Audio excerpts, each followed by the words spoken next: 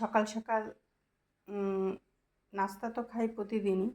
তো আজকের নাস্তাটা দেখে আমার একটা কথা খুব মনে পড়ে গেল, স্কুলের কথা। প্রতিদিন সকালবেলা চুলে 2টা বেণী করে তারপরে সাদা জামা, মানে স্কুল ড্রেস পরা, জুতো পরা, এদিকে আম্মু 2 গালে ভরে রুটির ভিতরে আলু দিয়ে মুখ ভর্তি করে ভরে দেওয়া। কথাও বলতে পারতাম না, জুতোর ফিতা বানবো নাকি কথা বলবো নাকি খাবো, তাই না? স্কুল জীবনে মনে হয় সব থেকে মানুষ বেশি ডিম আর আলু ভাজি আর পরোটা খাইছে। আমি আজকে এই সকালবেলায় নাস্তাটা খেতে যাই, আমার খুব স্কুলের কথা মনে পড়ে গেল। সেই স্কুলের টিফিন আর আলু ভাজি, রুটি, পরোটা, ডিম, মানে এটা যেন জাতীয় একটা খাবার হয়ে গেছিলো। অনেক দিন পরে আজকে খাচ্ছি, তাই খুব স্মৃতিগুলো মনে পড়তেছে।